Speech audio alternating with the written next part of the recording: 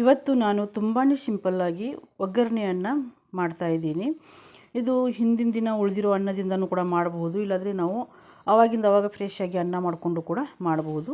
ನಮಸ್ಕಾರ, ಆಹಾರ ಶ್ರೀ ಚಾನಲ್ಗೆ ತಮಗೆಲ್ಲರಿಗೂ ಸ್ವಾಗತ.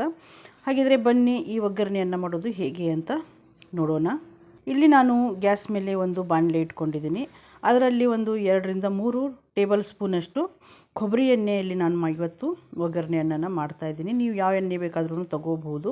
ಅದರಲ್ಲಿ ಅರ್ಧ ಟೀ ಸ್ಪೂನಷ್ಟು ನಾನು ಸಾಸಿವೆ ಹಾಕಿದ್ದೀನಿ. ಸಾಸಿವೆ ಹಾಕಿದ ನಂತರ ಶೇಂಗಾ ಕಾಳು ಹಾಕಿ ಸ್ವಲ್ಪ ಫ್ರೈ ಮಾಡ್ಕೋಬೇಕು. ನಾನು ಜೀರಿಗೆ ಇಲ್ಲಿ ಹಾಕಲಿಲ್ಲ, ಅಂದರೆ ಜೀರಿಗೆ ಕಪ್ಪಾಗಿಬಿಡುತ್ತೆ, ಸುಟ್ಟು ಹೋಗಿಬಿಡುತ್ತೆ. ಅದಕ್ಕೋಸ್ಕರ ನಂತರ ಜೀರಿಗೆ ಹಾಕ್ತೀನಿ.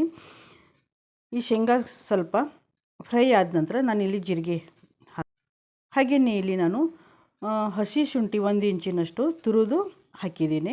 ಇದು ಸ್ವಲ್ಪ ಒಗ್ಗರಣೆಯಲ್ಲಿ ಹಸಿ ವಾಸನೆ ಹೋಗುವವರೆಗೂ ಫ್ರೈ ಮಾಡ್ಕೊಳ್ಳಿ. ಕರಿಬೇವು ಸ್ವಲ್ಪ ಬಾಡಿಸ್ಕೊಳ್ಳಿ. ಈಗ ನಾನಿಲ್ಲಿ ಮೀಡಿಯಮ್ ಸೈಜ್ 2 ಈರುಳ್ಳಿ ಉದ್ದಕ್ಕೆ ಕಟ್ ಮಾಡಿ ತೊಗೊಂಡಿದ್ದೀನಿ. ಚಿಕ್ಕದಾಗಿ ಬೇಕು ಅಂದರೆ ಚಿಕ್ಕದು ಕೂಡ ಕಟ್ ಮಾಡಿ ತೊಗೋಬಹುದು.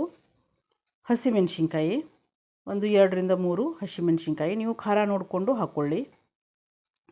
ಈಗ ಇದನ್ನು ಒಗ್ಗರಣೆಯಲ್ಲಿ ಸ್ವಲ್ಪ ಫ್ರೈ ಮಾಡ್ಕೊಳ್ಳಿ.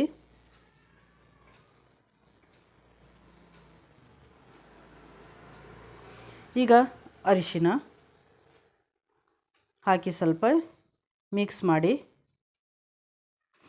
ಒಗ್ಗರಣೆಯನ್ನು ಮಾಡೋದು ಏನು ದೊಡ್ಡ ಕೆಲಸ ಅಲ್ಲ, ತುಂಬ ಸಿಂಪಲ್ಲಾಗಿ ಯಾರು ಬೇಕಾದರೂ ಒಗ್ಗರಣೆಯನ್ನು ಮಾಡಬಹುದು. ಆದರೆ ಈಗ ಸ್ವಲ್ಪ ನಾನಿಲ್ಲಿ ಕೊತ್ತಂಬರಿ ಸೊಪ್ಪು ಚಿಕ್ಕದಾಗಿ ಕಟ್ ಮಾಡಿ ಹಾಕ್ತಾಯಿದ್ದೀನಿ. ಹೊಸದಾಗಿ ಅಡುಗೆ ಮಾಡೋರು ಇರ್ತಾರೆ, ಬ್ಯಾಚುಲರ್ಸ್ ಇರ್ತಾರೆ, ಅವರಿಗೆಲ್ಲ ಇದು ಸಹಾಯ ಆಗಲಿ ಅಂಥೇಳಿ ನಾನು ಈ ವಿಡಿಯೋವನ್ನು ಮಾಡಿದ್ದೀನಿ. ಈ ಒಗ್ಗರಣೆಯನ್ನು ತುಂಬ ಚೆನ್ನಾಗಾಗುತ್ತೆ. ಒಗ್ಗರಣೆಯನ್ನು ಬಹಳಷ್ಟು ರೀತಿಯಲ್ಲಿ ಮಾಡ್ತಾರೆ, ಇದು ತುಂಬ ಸಿಂಪಲ್ಲಾಗಿ ನಾವು ಮಾಡ್ಕೋಬಹುದು. ಈ ಅನ್ನ ನಾನು ತಕ್ಷಣಕ್ಕೆ ಅನ್ನ ಮಾಡಿ ನಾನು ಇಲ್ಲಿ ಒಗ್ಗರಣೆ ಅನ್ನನ ಮಾಡ್ತಾಯಿದ್ದೀನಿ. ಇದು ಅನ್ನ ಹೀಗೆ ಮಾಡಬೇಕಂದ್ರೆ 1 ಗ್ಲಾಸ್ ಅಕ್ಕಿ ಇತ್ತು ಅಂದರೆ 2 ಗ್ಲಾಸ್ನಷ್ಟು ನೀರು, ಸ್ವಲ್ಪ ಎಣ್ಣೆ ಮತ್ತು ಸ್ವಲ್ಪ ಉಪ್ಪು ಹಾಕಿ ನೀವು ಅನ್ನವನ್ನು ಮಾಡಿಕೊಳ್ಳಿ. ಅನ್ನ ಮಾಡ್ಕೊಳ್ಳೋದೇನು ಕಷ್ಟದ ಕೆಲಸ ಅಲ್ಲ.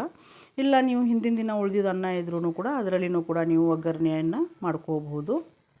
ತುಂಬ ಚೆನ್ನಾಗಾಗುತ್ತೆ ಅನ್ನ. ತಕ್ಷಣಕ್ಕೆ ನಮಗೆ ಏನಾದರೂ ಮಾಡಬೇಕು ಅಂತ ಅನಿಸಿದಾಗ, ಏನೋ ಬೇಜಾರಾದಾಗೆಲ್ಲ ನಾವು ಈ ತಕ್ಷಣಕ್ಕೆ ಈ ಅನ್ನವನ್ನು ಮಾಡ್ಕೋಬಹುದು. ಈಗ ಅರ್ಧ ಟೀ ಸ್ಪೂನಷ್ಟು ನಾನಿಲ್ಲಿ ಉಪ್ಪು ಹಾಕ್ತಾಯಿದ್ದೀನಿ. ಇದನ್ನು ನೀವು ಬೆಳಿಗ್ಗೆ ಬ್ರೇಕ್ಫಾಸ್ಟ್ಗೂ ಮಾಡ್ಕೋಬಹುದು, ಟಿಫಿನ್ ಬಾಕ್ಸ್ಗೂ ಕೊಡ್ಬೋದು. ಇವಾಗ ಇದನ್ನು ಚೆನ್ನಾಗಿ ಮಿಕ್ಸ್ ಮಾಡ್ಕೊಳ್ಳಿ. ಸಣ್ಣ ಉರಿ ಇಟ್ಕೊಂಡು ಮಿಕ್ಸ್ ಮಾಡಿ.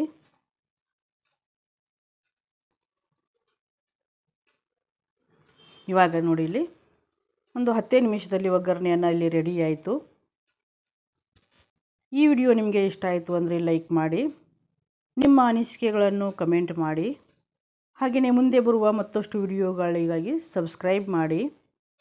ಈ ವಿಡಿಯೋವನ್ನು ಪೂರ್ತಿಯಾಗಿ ನೋಡಿದ್ದಕ್ಕೆ ತಮಗೆಲ್ಲರಿಗೂ ನನ್ನ ಧನ್ಯವಾದಗಳು.